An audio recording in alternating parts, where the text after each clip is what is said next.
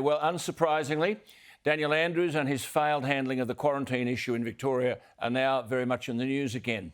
Dozens of confidential documents obtained by the Australian newspaper provide insights into, well, I suppose put simply and in one word, incompetence. Basically, the documents confirm appalling mismanagement. In fact, the person in charge of Victoria's quarantine infection and control program refused to take a mandatory COVID test. So you're in charge of infection prevention and you breach infection control protocols. I mean, you just shake your head. And in spite of warnings that e-cigarette mist could promote the spread of the virus, a frontline medical officer vaped inside a quarantine hotel. Outside air running into the Park Royal Hotel at Melbourne Airport, where an outbreak occurred in January, was switched off every night for 10 to 14 hours to save energy at the height of summer. Needless to say, the contaminants, including the viral particles, built up in rooms overnight. Turning off the air created a transmission hazard. Amongst the revelations re hotel quarantine, surroundings were filthy, dirty crockery, bags of rubbish, dirty carpet, dirty nappies, food waste. And Andrews was boasting in February that Victoria had higher standards of hotel quarantining than New South Wales and other states. Surely the Victorian taxpayers must wake up. When eventually an inquiry was conducted, the taxpayer copped it again. $12.3 million on legal fees, more than double the cost of the inquiry itself. Yet there's no evidence to suggest that the Andrews government won't be allowed to continue on its incompetent way. Are Victorians going to re-elect this lot? There's been a development on the India issue. A Melbourne man is challenging the validity of the federal government's decision, which has made it a crime for Australian citizens to travel home from India. His lawyers are arguing the ban is unconstitutional. The government has said it believes it has, quote, a sound legal basis for the ban. On India, their government is insisting that the rate of infection is slowing.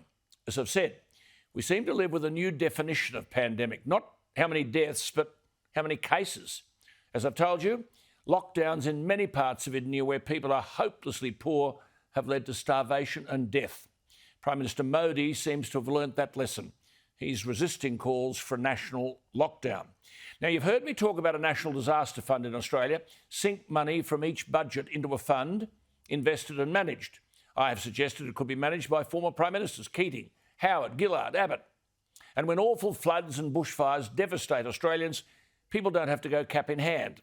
Our job, we all agree, is to limit the trauma of recovery. And there are still people who haven't recovered from last year's bushfires. A national disaster fund. Well, the Prime Minister has gone halfway today in Townsville, naming a new single agency disaster for relief. It'll be led by Shane Stone and focus on future disasters. There's going to be $600 million apparently in next week's budget. So well done, Prime Minister. It is halfway there. The program will focus on preparing Australian communities for national disaster. But PM, we need a fund which helps them recover. And I don't know whether to say look out or not, but we're told that a large piece of space debris, possibly weighing several tonnes, is on an uncontrolled re-entry phase. That's jargon for out of control. So it's going to crash down to Earth in the next few weeks. No one can predict where the pieces that don't burn up in the atmosphere might land. Actually, in 1979, we were hit by the biggest piece of space junk ever when the 77-tonne US space station Skylab disintegrated over WA, peppering the southern coastal town of Esperance with fragments of the waste. I might add, there was a bit of excitement about it at the time. Pieces were collected by space enthusiasts. Now, it may be some comfort for you to know that 77% of the Earth is covered by oceans and only a minuscule percent is covered by your house. So you should be okay. And is this the way to deal with China? The Philippines are not alone in being concerned about China's continuing determination to take control of the South China Sea. The waters there, I've said before, are resource rich.